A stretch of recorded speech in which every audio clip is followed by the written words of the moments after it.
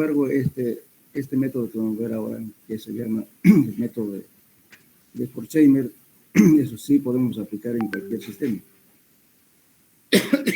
El método de Horkheimer es esto. Dice Q es igual a delta Q sobre NF, o sea, fíjense aquí, estamos emplazando, ¿no es cierto?, de esta ecuación. K es igual a, de esta ecuación. Delta Q es igual a Q, es el gasto, dividido por NF. Entonces vamos a hacer justamente un diagrama de esta forma. Esto es válido para cualquier sistema, digamos, de estratificación o forma geométrica de los elementos impermeables cuando se quiere determinar la filtración, el método de Horkheimer. Lógicamente que es un método aproximado, pero no es un método muy exacto, pero sin embargo es aplicable para cualquier tipo, pero dentro siempre en un flujo laminar, no es para flujos turbulentos. Entonces, ¿en qué consiste esto? Tenemos una partícula de suelo, ¿no es cierto?, con un flujo en dirección Y y en dirección X. Y luego lo hacemos una red de flujo, que es en realidad, estos son líneas equipotenciales, los que están punteados, y las líneas de flujo. Entonces, este cuadrado que ven acá es un canal de flujo, una longitud B con una altura A. Entonces, en este caso, como es cuadrado, entonces B es igual a A. Entonces, lo que hay que tratar de dibujar es un cuadrado, ¿no? O sea, la red de flujo que tenga un canal de flujo cuadrado, para que esto se haga uno. Bien, entonces, para poder realizar este ensayo, partimos justamente de la ecuación de Darcy, que es igual a delta Q, que viene a ser, ¿no es cierto?, la diferencia de flujo de agua. Q es el gasto, NF es líneas de flujo. Entonces, viendo este esquema de aquí tenemos, por ejemplo, la pérdida de carga, delta H' es igual a delta H sobre ND. Dice, la pérdida de carga entre cualquier par de líneas equipotenciales es la caída potencial, es delta H. Si se selecciona un cierto número de caídas equipotenciales, este es el número de caídas equipotenciales, ND, la cantidad de líneas que podamos hacer en el diagrama, de manera que sean iguales. Bien, entonces la gradiente hidráulica, el ancho de cualquier de los elementos de flujo es A, que estamos viendo aquí, A.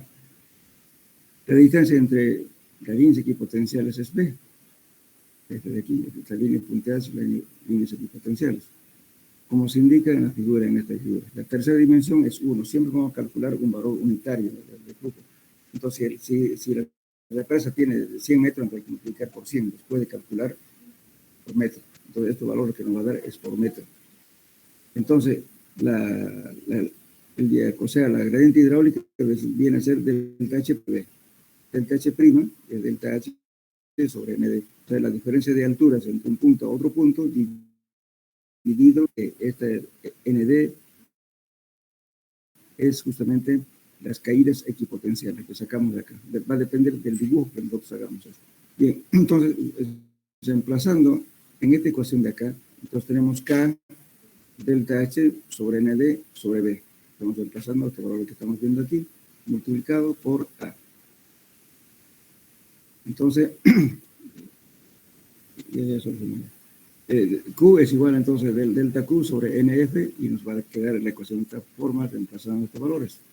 K delta H ND sobre A, NF sobre ND. Entonces, cuando hacemos esto, que B sea igual a A, entonces nos hace 1. Entonces nos va a quedar la ecuación de Horkheimer de esta forma. K es el coeficiente de permeabilidad del suelo, delta H es la diferencia de alturas de una presión máxima a otra presión mínima, esa diferencia de alturas, pero que hay un flujo de agua o un recorrido de una partícula de agua, tiene que haber necesariamente una pérdida de carga. Entonces, esto es delta H. NF es el número de líneas de flujo, este es el número de líneas equipotenciales. Entonces, esta es la ecuación de lo que manejamos para calcular en la red de flujo. Ahora, la forma de la red de flujo va a variar de la forma geométrica.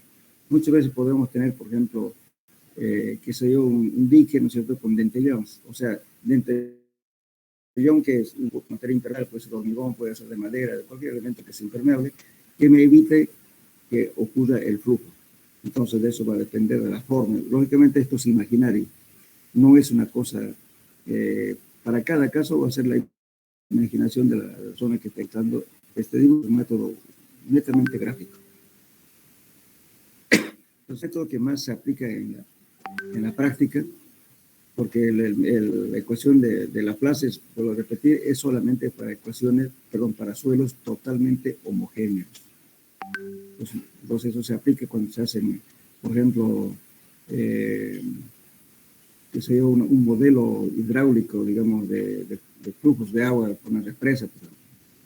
Entonces ahí podemos aplicar ese sistema, es el ecuación de Laplace. Pero el Forchheimer es aplicable para cualquier tipo, digamos, ¿cierto?, de elemento que evite la filtración. Bien, entonces para poder hacer ese dibujo, hay algunos pasos que seguir. Por ejemplo, lógicamente, siempre en el dibujo hay que hacer que B sea igual a para que podamos, para que esto sea 1. Entonces nuestra ecuación va a quedar así. Entonces, simplemente coeficiente de permeabilidad, y esto va a ser siempre, ¿no es cierto?, la pérdida de carga de la altura 1 a la altura 2, donde hace el recorrido la partícula de agua. NF viene a ser líneas de flujo. ¿Cuántas líneas de flujo van a ser en el dibujo? Dependiendo de la forma geométrica del elemento. Y ND va a ser las líneas equipotenciales que ustedes van a trazar arbitrariamente de forma que forme el ángulo recto. Así, estas líneas son arbitrarias, imaginarias. Entonces, las líneas de flujo también son imaginarias. Entonces, podemos dividir en 3, en 4 líneas o en 5 líneas, dependiendo, ¿no es cierto?, de la exactitud que queramos hacer en este método. Todos son arbitrarios, son imaginarios, no lo estamos viendo. Bien, entonces, con eso hay los pasos a seguir para construir la red de flujo. Primeramente, hacer la escala, un dibujo que muestre la masa del suelo, los límites permeables, o sea, por donde entra y sale el agua, a través de los cuales el agua entra y sale del suelo, y los límites impermeables que limitan o confinan el flujo. Por ejemplo, si yo tengo una camada de arena y abajo tengo arcilla, entonces la arcilla me está evitando que el agua fluya, como en el caso, digamos, de la arena. Entonces eso ya es muy limitante. De repente así, arriba tengo otra camada, también digamos, impermeable. O puede ser, que se yo, un dique, digamos, ¿cierto?, de hormigón, de otro material. Entonces me está confinando también. Entonces me obliga de que el camino que va a recorrer la partícula de agua de un punto a otro punto, siempre siguiendo el camino más corto, eso se llama líneas de flujo. Bien, entonces hacemos eso a escala. Hacer a escala un dibujo que muestre la masa del suelo, los límites permeables a través de los cuales el agua entra y sale del suelo, y los límites impermeables que limitan o confinan el flujo. Paso 2. Dibujar 2 o 4 líneas de flujo que forman ángulos rectos con los límites permeables a la entrada y a la salida, que sean aproximadamente paralelas a los límites impermeables. Y paso 3. Dibujar líneas equipotenciales que forman ángulos rectos con las líneas de flujo, de manera que el ancho y el largo de cada figura sean iguales. Por eso hay que tratar de que estas líneas sean cuadrados. Este canal de flujo, que es delta Q, que sea cuadrado. Entonces, estas líneas son arbitrarias. Ya. Entonces, dice, luego se hace un reajuste de las líneas de flujo y las líneas equipotenciales hasta lograr que la intersección que formen ángulos rectos y que los canales de flujo sean cuadrados. Entonces hay que ajustar, ver, ¿no es cierto?, de repente poner una línea equipotencial o una línea de flujo humano, ¿sí?, pero, o bien compensar, si aquí nos da la mitad, entonces este canal con este canal será 1, este canal con otro canal será 2, o sea, se compensa. Lógicamente esto es un método totalmente aproximado.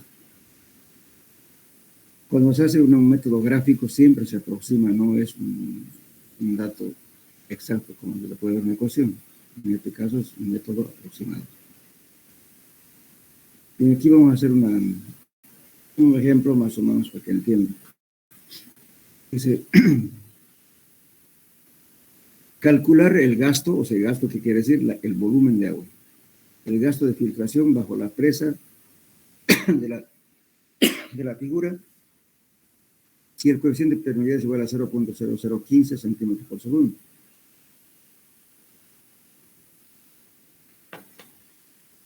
Y los niveles del agua sobre la base de la presa son. Entonces, ¿qué vamos a dibujar aquí? Esta es una presa. Entonces, esta presa, lo que estamos haciendo, fíjense, aquí, aguas arriba, tenemos 18.30 metros, y aquí tenemos aguas abajo, 12.20 metros. Entonces, el flujo, lógicamente aquí mayor energía, aquí menor energía, entonces el flujo va a correr de un punto a otro punto. Entonces, esta presa, lógicamente, es materia impermeable, puede ser hormigón, puede ser lo que sea, ¿no?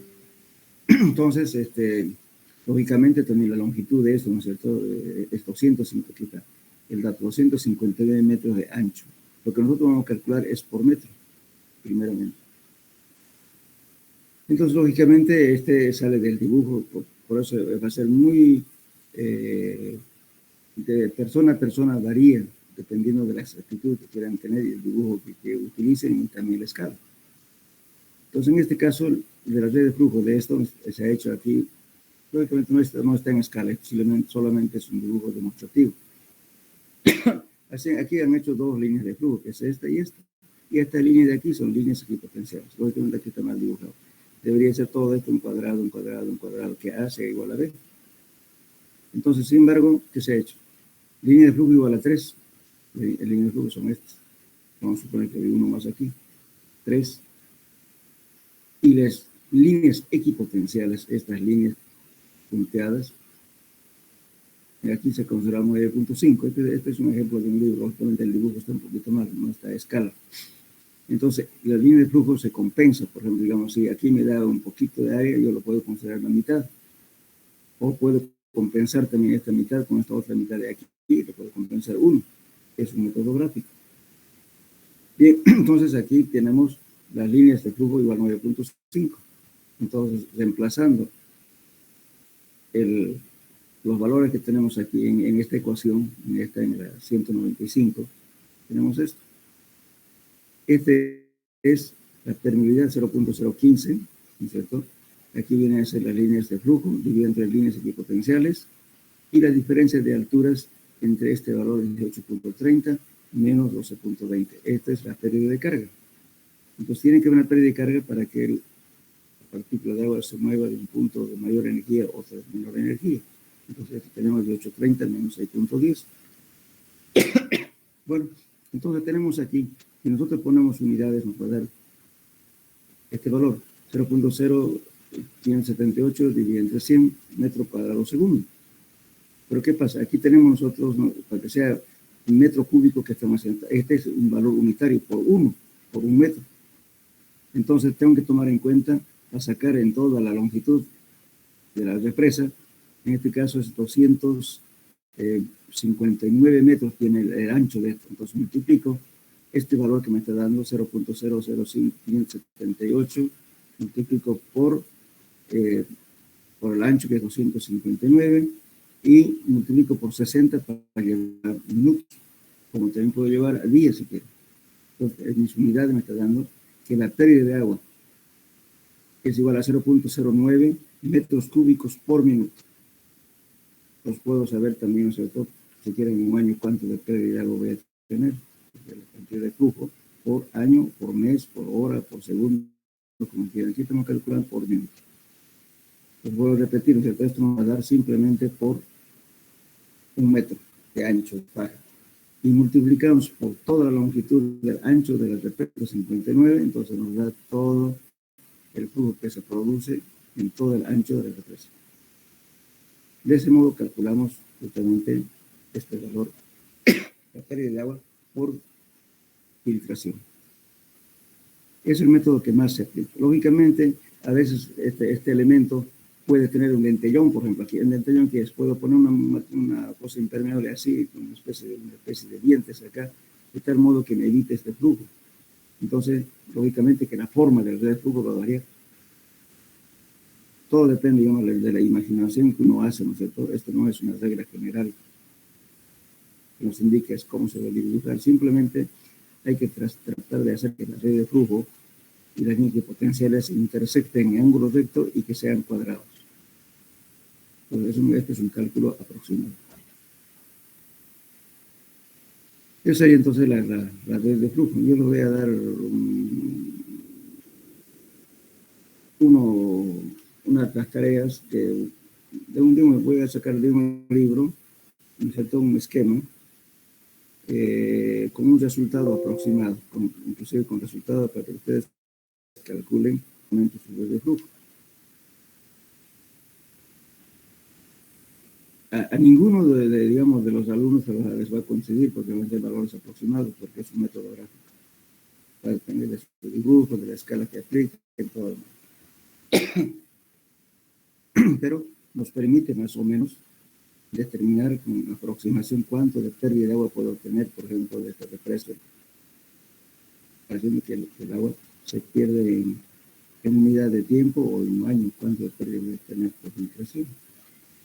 Esto es aplicable para represas, para el criadero de peces, inclusive podemos calcular, ¿no es cierto?, si estamos haciendo una presa de un dique de contención de aguas servidas, hay que saber cuánto de filtración puede venir y qué contaminación puede producir por filtración. Y esta 7 camadas de acá no es impermeable. Pues normalmente cuando hacemos una laguna en Santa Cruz, Tenzahuapa tiene varias.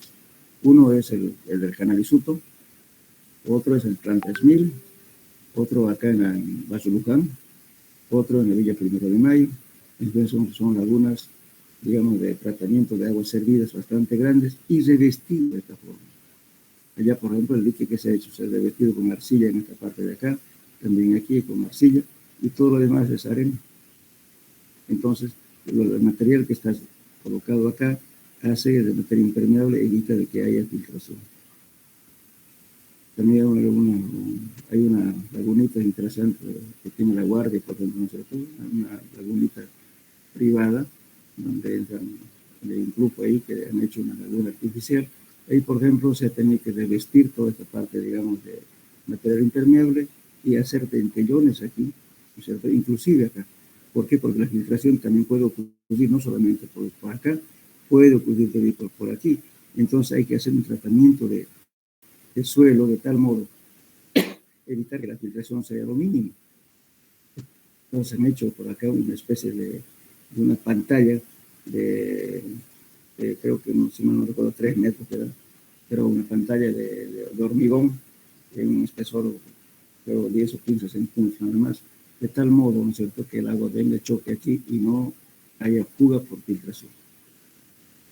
Entonces, a veces es necesario hacer casos de flujo para evaluar cuánto de pérdida de agua tenemos por filtración. En las presas también, ¿no? El almacenamiento de agua en las presas grandes. Muchas veces la filtración es tan grande, entonces se hacen inyecciones inclusive de cemento, como les hablé alguna vez, la presa de Comarapa, que está cerca, tiene justamente inyección de lechada de cemento en las partes laterales y en el punto de cierre, antes de ejecutar la obra, por supuesto, para poder impermeabilizar todo lo que es la roca fracturada que está ahí. Entonces se determinó que era un suelo, una roca, digamos, muy fracturada y tenía mucha filtración. Y justamente esa fracturación de las rocas se determina mediante un ensayo de permeabilidad que se llama el método de Loudon. El método de Loudon permite hacer eso. Se va perforando y cada metro o cada cambio de material fracturado se hace el ensayo de permeabilidad de Loudon. ¿En qué consiste el permeabilidad de Loudon? No sé si se acuerdan ustedes, pero algún día lo vimos eso. El permeabilidad de Loudon consiste en hacer agujero, se saca la herramienta de perforación, luego se coloca tubería de alta presión, generalmente tubería metálica, y se pone un tapón llamado en mecánica de suelo un packer. Ese packer cierra herméticamente cuando metamos agua a presión, salga por arriba por el agujero, entonces hay un tapón. ¿Qué hacemos entonces? Luego con una bomba de alta presión inyectamos agua al pozo. Lógicamente tenemos que medir en qué presión le estamos aplicando, ¿no es cierto? O sea, la presión también va a ser más o menos aproximadamente a lo que puede recibir cuando el nivel de agua sube, cuando hacemos una represa. Entonces se pone esa presión, al doble de esa presión, y luego se va viendo la cantidad también de agua que se va perdiendo por fracturación del suelo, o de la roca en este caso. Entonces, si esa fuga, digamos, de agua es muy excesivo, entonces amerita de hacer tratamiento en la zona de cierre. Entonces ahí se hace agujeros y se mete inyección de lechada de cemento, o en su defecto se hace también inyección de arcilla desfloculada, es decir, arcilla que se hecha con un compuesto químico que se deshace, se convierte en un líquido viscoso y eso se inyecta con una bomba de alta presión para que cierren todo, taponen todos los agujeros que existe ahí, las fallas, digamos, geológicas del lugar. En Comarapa se ha hecho esa trabajo, muy, muy cercano. Si alguna vez hacen una visita, de repente como profesor de hidráulica, se van a fijar, ustedes van a el punto donde está cerrado, porque esa represa se ha hecho con hormigón compactado con rodillo. Creo que el único en Bolivia hecho de esa forma.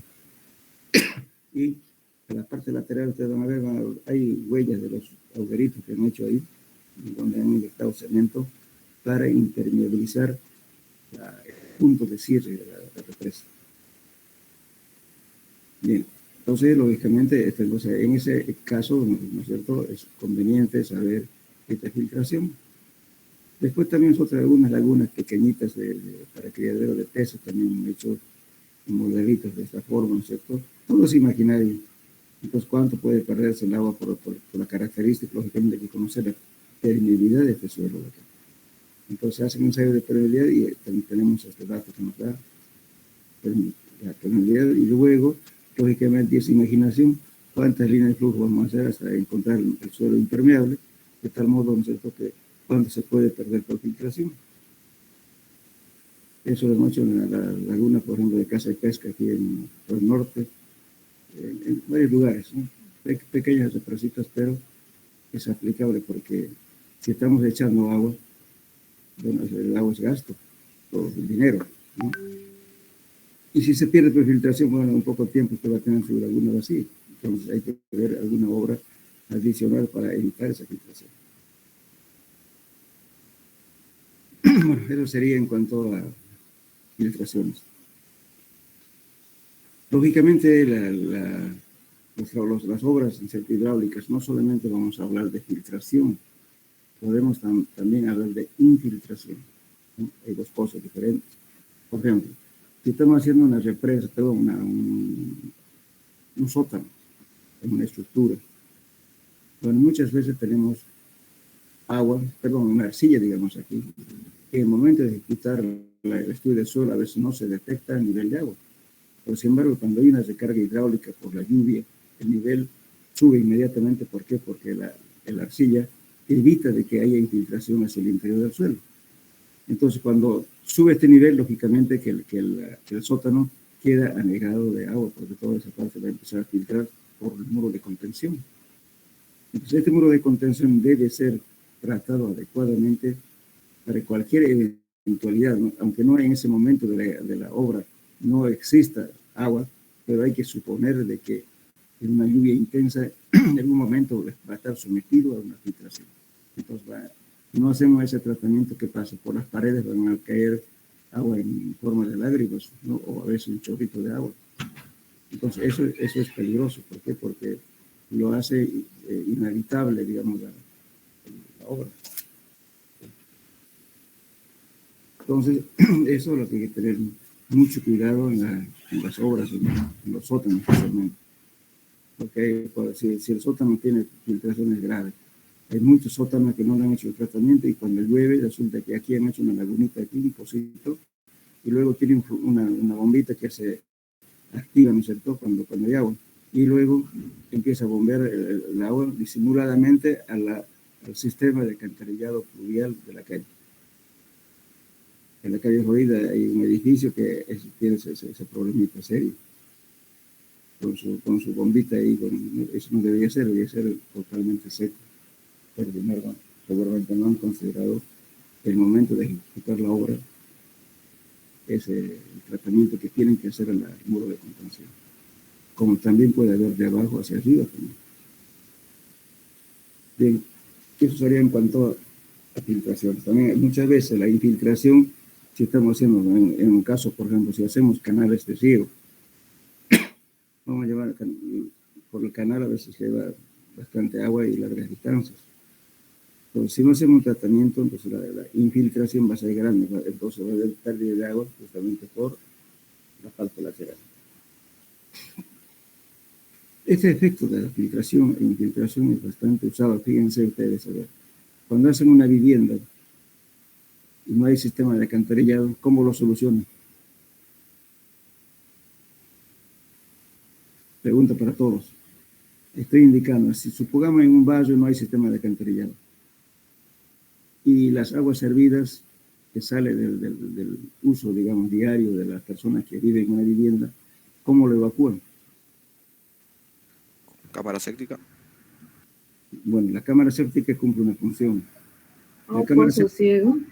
Un pozo ciego, ¿verdad? Entonces tiene dos cosas, fíjense bien. Entonces de la casa salen las aguas servidas y va a una cámara séptica, como dice el joven. Y la cámara séptica tiene dos procesos, ¿verdad? Entra toda la parte de los residuos, los desechos, ¿no es cierto? Ya sea de los baños, de los inodoros, todo lo demás.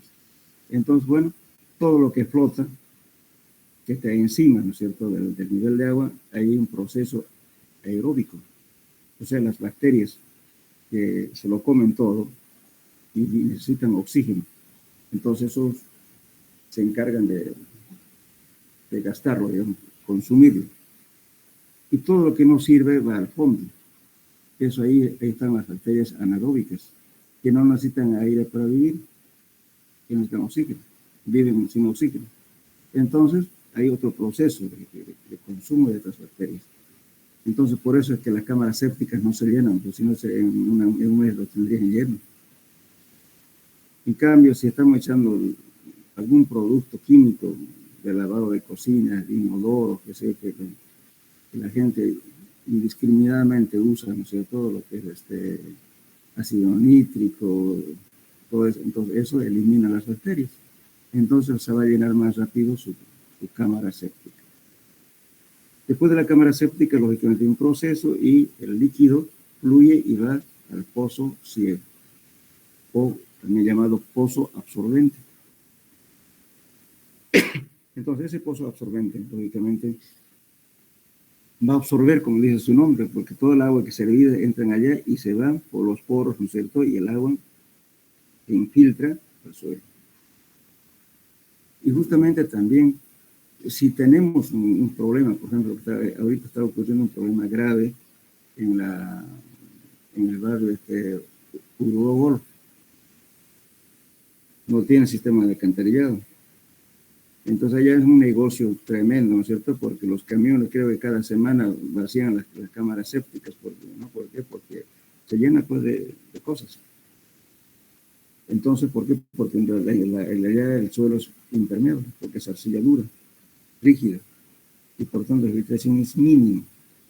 Entonces todo el gasto, la producción de los residuos es bastante grande. Vive gente con una economía solvente, bueno, hacen más uso, digamos, o sea, tienen más residuos y por consiguiente se llena permanentemente. Entonces ahí están botando, ¿no es cierto?, los camiones permanentemente a la laguna que tiene Sopa. Lógicamente pagan un costo ahí, pero están botando. Entonces, justamente porque la filtración no es adecuada y además lo hacen mal. ¿Por qué? Porque justo le hacen simplemente tubería de abajo encuentran un poquito de arena y lo ponen y se infiltra el agua. Pero muchas veces esa arena es muy poquita. Entonces, no tiene buena infiltración. Y agua que ya viene media, como pueden decir, desde la cámara hasta allá no es un agua limpia. No tiene una crema, que es producto de los jabones, de todas esas cosas, de las grasas. Además no ponen leche que eso llegar a la cámara séptica. y también después de la cámara séptica al pozo ciego también, deberían poner desgrasadores. Desgrasadores que son simplemente, ¿no es cierto?, trampas, de una camarita con su pequeña trampa, donde quedan la grasa y esa limpieza periódica para que no se tapone justamente el pozo ciego, o el pozo absorbente, pero no hay, pues la gente es muy mal educada. Y por más que usted le haga, le diga que haga, cómo va a usar, no hacen caso. Entonces eso hace que impermeabilice justamente la zona permeable, entonces el agua pues ya no entra y rebalsa, y bueno, después no es rebalsa, bueno, el agua vuelve y sale por el inodoro. Entonces esta es cuestión, digamos, que este tipo de problemas de filtración no solamente es aplicado a obras grandes. En una simple casa hacemos. También podemos determinar redes para poder botar aguas servidas mediante galerías filtrantes, por ejemplo. Se hace un ensayo muy simple, se hace una medida determinada que dice las normas, hay un ensayito que se hace en el suelo, se pone en la condición de saturación, se le echa agua, que se lo esté totalmente saturado, y luego se mide el tiempo, ¿no es cierto?, cuánto de agua se pierde en ese hueco, que de hecho lo que dice en un diagrama. Ustedes lo pueden encontrar eso, la Organización Mundial de la Salud ha hecho unos ábacos para poder determinar con ese ensayo, ¿no es cierto? Si dicen tantos minutos se pierde tal cantidad de agua, con eso entran a un ábaco y van a calcular cuánto de litros por metro cuadrado de suelo puede absorber en un día. Entonces, eso le permite, ¿qué cosa? Calcular si se hace una galería filtrante, cuánto de área, ¿no es cierto?, del suelo necesitan para que se infiltre las aguas servidas que se producen en un día. Se puede solucionar con galerías filtrantes si el suelo es poco permeable. Eso se ha utilizado bastante en el barrio de Las Palmas. Ahorita tiene alcantarillado. Antes no tenía, entonces usaban ese tipo de sistemas con, digamos, filtraciones, usando, ¿no es cierto?, unas redes de tubos o creados, lógicamente forrados con textil, con grava, qué sé yo, para que no se trasponen los agujeros. y funcionó bastante tiempo, y encima le colocaban las plantas, bueno, un hermoso jardín porque tienen abono y además tienen riego continuo. Bueno, ahora ya hay alcantarillado, ahora en Urubó tienen su propio soporte, porque no, o sea, los habitantes tienen ese problema por el tipo de suelo, entonces no se les da los servicios adecuados. Recién están haciendo algunos de oxidación para Taramatú. Entonces, bueno, pero como ese terreno es bastante accidentado, imagínense el problema que hay para hacer un sistema de alcantarillado. Van a tener que hacer justamente con estaciones, ¿no es cierto?, de elevación, qué sé yo, para poder evacuar el agua y llegar a la laguna. Pero eso es a largo plazo, porque no es un trabajo sencillo por la forma topográfica que tiene el lugar. Bien. No sé si tienen preguntas hasta aquí, jóvenes. Buenas, ingeniero. Buen día. Buen día. Ahí, volviendo al ejercicio, dice dividido entre 100, disculpe. Aquí no estamos, sí, aquí me está hablando, ¿cierto? Correcto. Entonces, sí, estamos hablando por centímetros. Este es por 1. Si ustedes quieren, no lo usa. Estamos hablando por un metro de ancho de faja. Por eso estamos poniendo 100 centímetros. Póngale unidad. Entonces, esta faja de aquí, por 1 metro estamos calculando. Ahora, cuando queremos calcular todo, vamos a multiplicar por todo el ancho, nos va a dar 259 metros. Entonces, estamos calculando que 0.09 es metros cúbicos en todo el ancho por minuto. Es cuestión de unidad. Ponga la unidad de usted. Aquí va a poner, lógicamente, aplicando aquí en esta ecuación, ¿no es cierto? K es metros por segundo. ¿Sí? H1 menos H2 es un valor, digamos, de altura, ¿no es cierto? Y NF y ND son números. Entonces, ¿qué les dan? Fíjense aquí metros por metros, ¿qué le va a dar? Metros cuadrados, ¿no es cierto? Entonces va a ser la cantidad de agua, litros por metro cuadrado, por 1, por metro de ancho. Entonces le da metros cúbicos. ¿Entienden, no? Sí. Muchas gracias. Sí, eso.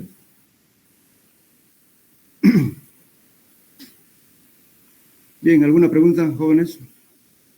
¿Continuamos? Bien, ya que no hay preguntas. Vamos a hablar de este tema que es sumamente importante. Efectos de filtración.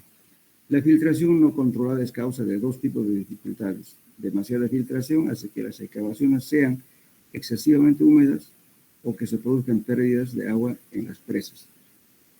Presión de agua excesiva produce el levantamiento o la pérdida de resistencia del suelo. El control de filtración es un trabajo complicado por el hecho de que la corrección que se haga en un punto puede agravar las condiciones en otro. Entonces, vamos a hablar ahora de la supresión. Fíjense.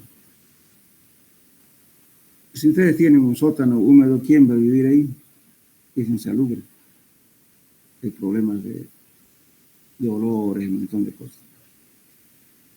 Bueno, la supresión, ¿qué es? Es un empuje del agua de abajo hacia arriba. La mayoría de los puentes que se han hecho con zapatos se cayeron por problemas de empuje de la supresión. Piscinas vacías después de una lluvia se han rajado o se han suspendido arriba, porque hay un empuje de abajo que suspendió a toda la piscina. De agua enterrada, después de una lluvia aparecen 1 metro o 2 metros sobre la tierra. ¿Qué produce ahí? Justamente es un empuje. Cuando se calcula un puente, necesariamente tiene que verificar justamente a la supresión.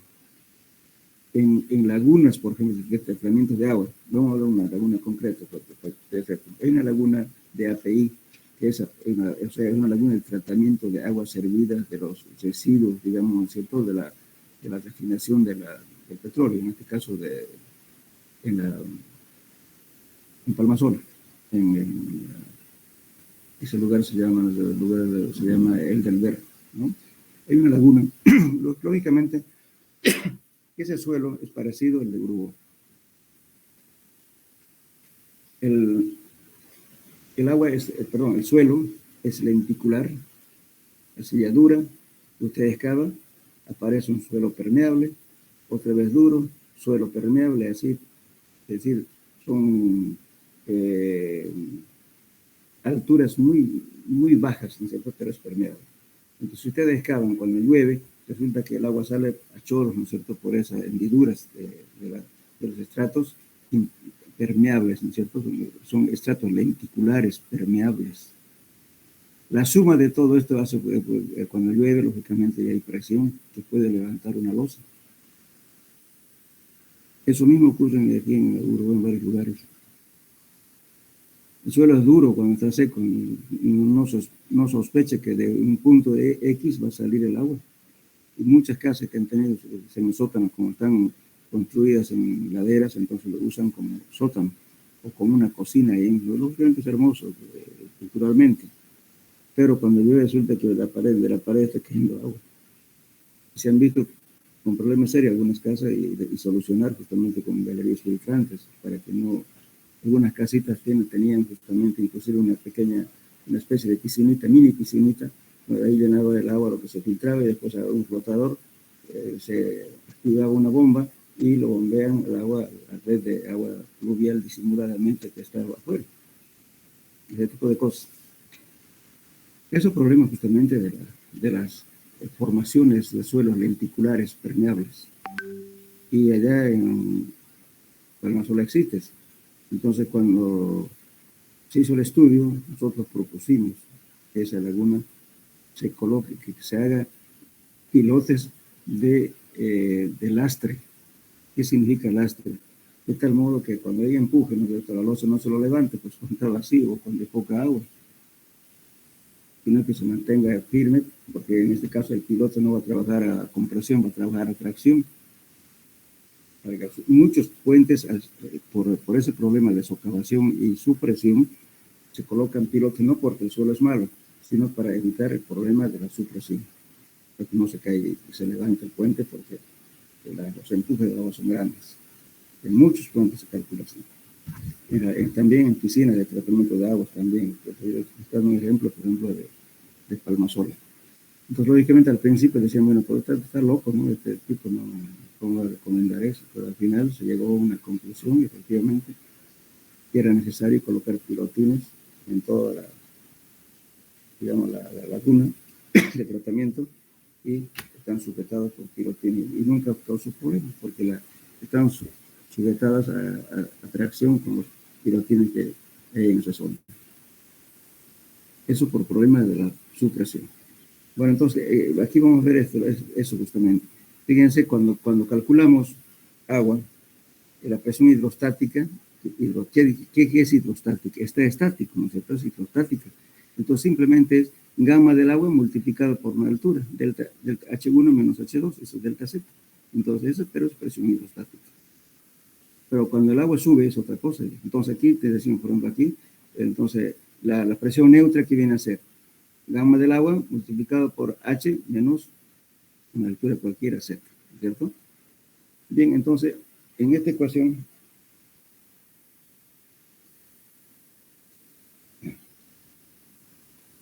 aquí, entonces, la supresión que viene a ser este U es una fuerza. El gamma del agua es justamente el peso superficial del agua multiplicado por una altura Z. Entonces, cuando una estructura descansa sobre un suelo, una parte de la estructura está en contacto con los granos del suelo, mientras que el resto está en contacto con los poros y vacíos del suelo. Entonces, la supresión U viene a ser gamma del agua multiplicado por el delta Z. Entonces, pero que si emplazamos lo que vimos hace rato, ¿no es cierto? Este valor N, eso lo vimos ya en suelos 1, que era la relación del área de vacíos en un suelo, ¿no es cierto? En ese caso se conserva 1, este valor. Y fíjense en la parte de permeabilidad en suelos 1, tenemos una tablita de acá, dice el valor de N, que es la relación de área de vacío sobre la área del lugar. Entonces, en caso de suelos, esto se considera 1. Bien, entonces este A es el área, ¿no es cierto?, de contacto del agua, y U es la presión neutra. Entonces, ¿qué nos queda aquí? Gamma del agua multiplicado por H menos Z, la diferencia de alturas. Este es valor 1 multiplicado por el área de contacto. Entonces, ¿en qué se convierte? Fíjense aquí, nos está diciendo, este es kilos por centímetro cúbico, esto nos da centímetros, nos queda centímetros cuadrados. El área es centímetro cuadrado, ¿qué nos queda aquí? Una carga puntual. Y eso es su presión. Una carga puntual. Por eso en un puente, por ejemplo, digamos, tenemos una zapata, tenemos que saber el área de zapata multiplicado por ese empuje, que nos va a dar, es una carga puntual que lo va a elevar a la superestructura. Si ese empuje es más grande que el peso de la pila y el peso de la superestructura, ¿no es cierto?, donde pasan los vehículos, si eso es inferior al empuje que hace cuando se eleva el nivel de agua en las crecidas, entonces el puente se cae, empuje el agua, se vuelca. En los edificios lo mismo. Entonces, por eso muchas veces en los edificios, cuando hay ese problema de ascensión del agua, se colocan pilotes para anclar. Ahora que están haciendo, por ejemplo, en la avenida San Martín, hay uno que ya está por terminarse, ese edificio que antes era un lugar de recreación. Ahí, por ejemplo, se han hecho en 3 niveles el sótano. Y para eso justamente han puesto pilotes para evitar problemas de elevación, tener problemas en la losa por efecto de la supresión. Este es el otro edificio que está también ahí, que es de Gloria Medina, que están construyendo, donde está la cuadra 40, no sé cómo lo llaman, un poquito más acá también, que se tiene casi 4 niveles, creo, de subsuelo. Todas esas cosas hay que tratar, porque el nivel no es el nivel de agua, ¿no? O sea, el agua que existe en la parte superficial son simplemente aguas por las de carga hidráulica, no es nivel freático. Por sin embargo, cada que llueve aparecen estos empujes. Por eso hay que tratarlo, hay que ver qué se puede hacer para que no haya filtraciones de esas aguas, ¿no es cierto?, que son laminares, no son aguas, digamos, no son freáticas, simplemente son aguas por estratos lenticulares de la recarga hidráulica. Entonces son esos problemas. Entonces hay que ver cómo solucionar cuando hacemos nosotros. Depende del momento de ejecución de la obra, no hay eso, no, el estudio de suelo, Porque no ha llovido, entonces uno dice, no hay nivel de agua está de tal profundidad. Pero resulta que cuando llueve aparecen las aguas más arriba. Entonces, ¿qué ha hecho? De las zonas aledañas, ¿no es cierto? Hay una recarga hidráulica y corre el agua por los estratos lenticulares permeables. Y si está abierto esa zona que están construyendo, va a caer agua en diferentes niveles. Ese problema hay en esa zona. En Urubó también son problemas. Y hay que tener cuidado en el momento de ejecutar la obra y también prever eso después de ejecutar la obra, que no haya filtraciones, ¿no es cierto? Y que esté cayendo agua del muro. Eso causa justamente la supresión, especialmente en las tuberías, por ejemplo. La tubería enterrada, digamos, no estamos hablando de una tubería chiquitita, estamos hablando de una tubería, que se lleva de un colector principal, sea para aguas servidas, o tuberías de gas, que tienen un metro, arriba de unos 50, tuberías grandes, y por tanto eso está sometido justamente al empuje. Este empuje de la supresión causó mucho problema en la planta de gas de Río Grande, de yacimientos. Entonces la tubería cruzaba, ¿no es cierto? Porque hicimos el estudio y se hizo una perforación dirigida. ¿Saben qué es perforación dirigida, jóvenes? No. Ya, supóngame que usted va a hacer una tubería de gas o de petróleo, lo que sea, en un río. Entonces se hace un estudio, ¿no es cierto?, a cierta profundidad para ver la posibilidad de meter el tubo por debajo. No pasar mediante torres por aire, sino ahora la hidrocarburos exige que se haga ese estudio y lo posible pasar por debajo. Entonces hay una maquinaria especial que puede pasar ahorita, la tecnología actual, puede pasar hasta 1.700 metros, creo, de ancho, ¿no es cierto?, mediante tuberías. Entonces ahí se trabajó justamente... Disculpe, ingeniero. Sifón invertido, creo que se le llama eso, ¿no? ¿O no? No, es otra cosa. Este es perforación dirigida. Entonces calculan un ángulo, ¿no es cierto?, de tal modo, ¿no es cierto?, que van entrando por acá y salen aquí. Entonces muchas veces cuando el suelo es bastante erosivo, que tiene, digamos, partículas grandes, entonces se mete una camisa de mayor diámetro y por dentro se coloca otra tubería de menor diámetro que pasa al otro lado. Muy bien, entonces en ese caso se hizo, justamente ya habían inclusive las torres, qué sé yo, pero vino una orden del gobierno donde se tuvo que hacer la perforación dirigida de la planta de gas para exportación de gas al Brasil. Entonces, lógicamente, que al salir a este lado, ya al frente de la planta, se hizo una brecha, un tractor que se como una calle y se enterró la tubería ahí para exportar gas al Brasil. Bueno, entonces todas estas crecidas del agua de Río Grande, en las épocas de lluvias intensas, hay una crecida natural, donde se ha hecho se estabilizó todas las zonas aledañas, ¿no es cierto? Durante un transcurso de mucho tiempo, habían dunas de arenas, montículos, plantas, y ya estaba estable. Cada rebalse no pasaba nada. Pero cuando abren esta brecha, ¿okay?, pues resulta que el agua viene y se hace como una calle, ¿no?, como un canal. Entonces el agua empezó a erosionar. Llegaba ahí al lugar donde estaba la tubería, y bueno, el momento en que se erosionó y además se produjo la supresión. El agua lo elevó a la tubería, casi a la superficie. Imagínense, podía reventar eso, ¿no es cierto? Era un daño ecológico y coste de dinero.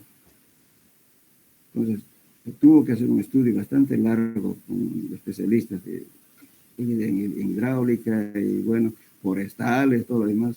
Al final se llegó a la conclusión de que estos lastres, ¿no es cierto?, se tenía que hacer lastrar a la tubería que estaba, ponerle un peso para que este empuje no se exceda, ¿no es cierto?, y siga haciendo flotar. Se tuvo que hacer un lastre. Un lastre significa un peso sobre la tubería, de tal modo que el empuje ya no la afecte. Y luego se repuso el material acá, se rellenó otra vez arenas, se hizo plantas, todo lo demás, como estaba antes. Eso cuesta harta plata. se repuso esta cosa para que no siga subiendo, porque el agua, al rebarse el agua, como tiene pendiente, entonces venía por aquí con causa del agua, ¿no es cierto? Y otra vez al río. Entonces es un tratamiento bastante largo. Estoy hablando de eso porque la supresión es bastante dañino. Aparte de eso, ¿no es cierto? El agua, pues, no juega. Con agua hay que tener cuidado, hay que tenerle miedo. El agua y el fuego hay que tenerlo. Entonces se ha hecho soluciones bastante, porque tampoco se podía parar ni un día, porque imagínense las multas que le graban por incumplimiento de contratos, ¿no? Pues se hizo sobre la marcha. Pues, estoy dando aquí simplemente algunos ejemplos de estas cosas que ocurren que a veces uno no lo toma en cuenta. En las piscinas, varias piscinas han tenido problemas de juicios con los propietarios porque después de que llovió se rajó la piscina. Esa sajadura, ¿por qué se ocurrió eso? Justamente porque hubo una supresión y estaba mal calculado, no se consideró la losa de fondo para soportar, ¿no es cierto?, el empuje de abajo hacia arriba, simplemente fue el empuje debido al peso del agua. Pero sin embargo ocurre, y algunas piscinas han flotado, han subido medio metro, por ejemplo, flotan esos metros, unos 50 después de la lluvia. Entonces ya no están que enterrados. Ya el tanque ya está un poco arriba. Entonces, suele haber este tipo de cosas, procesos. Siempre es conveniente, cuando se hace un estudio y hace una piscina, tienen muchos malos conceptos los colegas. Dice, hagamos un estudio de suelo, dice, hasta 4 metros, 3 metros para ver una piscina. Solamente está pidiendo la presión donde va a sentar la base, ¿no, señor? ¿Qué ocurre si más abajo se tiene una cama de arcilla? Cuando llueva, ¿no es cierto?, la arcilla no impide de que haya infiltración del agua. Entonces es como un depósito de agua, ¿no es cierto? Aparece inmediatamente, el agua se satura en todo el suelo y aparece este empuje. ¿Y ese empuje qué va a hacer? Si la piscina está vacía, va a flotar o lo raja. Entonces, no es, por eso mucha gente dice, con una piscina suficiente, 3 metros, 4 metros. No, señor. Vea qué pasa abajo. De repente hay una camada de arcilla y eso cuando llueva es un depósito de toda la zona, ¿no es cierto? Y sube el nivel. Y ese nivel produce un empuje. Es un empuje, o sea, la presión multiplicado por el área te da ese empuje. Lo que estamos viendo aquí. Esto. Una carga puntual. Y listo, si no hay peso, se lo levanto. Bueno, eso sería en cuanto a este tema de la supresión. Bueno, aquí dejaremos y la próxima clase vamos a hablar de alguna cosita más de este tema. ¿O tienen preguntas? Ahí, ingeniero, de la supresión es, dijo que es una carga, ¿no? Una carga. El Fíjense peso. aquí, este gamma es kilos por metro cúbico, ¿verdad? La altura, diferencia de altura que le da aquí, H menos H, le da metros. Aquí entonces va a quedar metro cuadrado, ¿no? Correcto. Este N es la relación de vacíos, es adimensional, además en suelos es 1. Pero el área, este es el área de contacto del elemento estructural con el suelo. Esto es metros cuadrados. Metros cuadrados, ¿no? Entonces a metros cuadrados lo anula y ¿qué le queda? Una carga puntual, ¿verdad? Le queda kilos o toneladas. Entonces, esto es una carga puntual, debido al área de contacto del elemento estructural con el suelo. Ingeniero, ¿usted está reemplazando la ecuación de arriba en la de abajo? No, estoy mostrando aquí simplemente una presión hidrostática que viene a ser simplemente gamma del agua multiplicada por delta Z, ¿no? Esa es una presión hidrostática, pero en la supresión no es eso, sino que estoy multiplicando, ¿no es cierto?, el área, la relación de áreas de vacíos. Fíjense en el tema 1, en suelo 1, en la parte de permeabilidad estamos hablando de una tablita que le he dado que esto vale 1. Este es el área de contacto y U es la presión neutra. La presión neutra que viene a ser el gamma del agua multiplicada por delta Z. Entonces de ahí estamos sacando este valor. Entonces estamos diciendo que la supresión es un valor de la relación de vacíos multiplicado por el área de contacto y por la presión neutra. En una crecida, por ejemplo, de un puente. Fíjense, si yo tengo en un puente, en una pila del puente, ¿no es cierto? ¿Qué estoy haciendo? Voy a ver, porque hay dos cosas, ¿no es cierto? Los elementos de borde se llaman estribos, ¿verdad? Y los que están al medio se llaman pilas. Las pilas siempre están en el lecho del río. Entonces, si yo hago una zapata, lógicamente, ¿no es cierto? El agua choca y me causa problemas de ¿qué? De socavación, ¿sí? En cambio, la parte lateral me causa erosión, lo que lo llaman los periodistas carcomio al suelo, ¿no? Que no hay carcomio, nada, eso es erosión. Y la socavación es por el impacto, ¿no es cierto? Hay una retroexcavación, el pipping, que se llama en inglés, ¿no es cierto? Que se retroexcava y va haciendo una especie de cueva en el pie de la pila. Pues por eso cuando usted se va al río, se va a bañar y va a ver que hay un hueco ahí. Eso es socavación. Bien, ahora, el efecto de la supresión. Sube el agua, digamos, a 5 metros de altura del caudal de agua, entonces me aparece un empuje de abajo hacia arriba. Usted multiplica ese empuje, la altura del agua multiplicado por el gamma del agua, ¿no es cierto? Es un empuje y multiplicado por el área de la zapata. Entonces, esa carga puntual que le aparece puede ser superior al peso que está ejerciendo el puente. Si es superior, entonces, lógicamente, el puente se levanta y viene el empuje del agua y se vuelca el puente. Ese es el problema de la supresión. Es una carga puntual. Pero siempre hay que ver, ¿no sé, cuál es la magnitud, cuál es la crecida máxima en un río cuando ustedes dimensionan un puente. Inclusive una alcantarilla, también muchas veces la alcantarilla lo calculan mal. Resulta que hay una alcantarilla y bueno, sobrepasa, digamos, el diámetro de la alcantarilla y aparece un empuje de supresión y se lo levantó su alcantarilla. O una alcantarilla cuadrada, a veces hacen de hormigón, también tienen ese problema. La supresión en hidráulica siempre hay que verificar. Bueno. ¿Alguna pregunta más? ¿Sí? Yo tengo una duda. Las líneas equipotenciales se forman de acuerdo a las líneas de flujo, ¿no? Para que se vayan formando los cuadraditos. Sí, la línea equipotencial, que aquí vamos a ver, en la anterior clase ya hablamos de qué son líneas equipotenciales, aquí creo que la definición de línea equipotencial. Las diferentes cantidades de energía o carga se pueden representar en la figura por líneas equipotenciales, que son líneas en las cuales todos los puntos tienen igual carga. Esas son líneas equipotenciales. Pero son imaginarios, ¿se da cuenta? Todos estamos inventándolo esto. Si usted quiere, puede hacer más o menos. Siempre tratando de que este canal de flujo, Q, que lo llamamos, sea un cuadrado. Y que estos ángulos entre líneas de flujo y las líneas equipotenciales sea un ángulo recto, 90 grados, para que formen un cuadrado.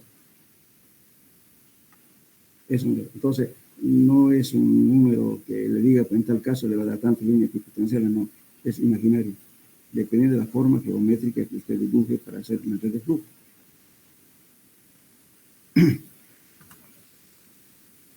Bien, entonces dejaremos acá, jóvenes.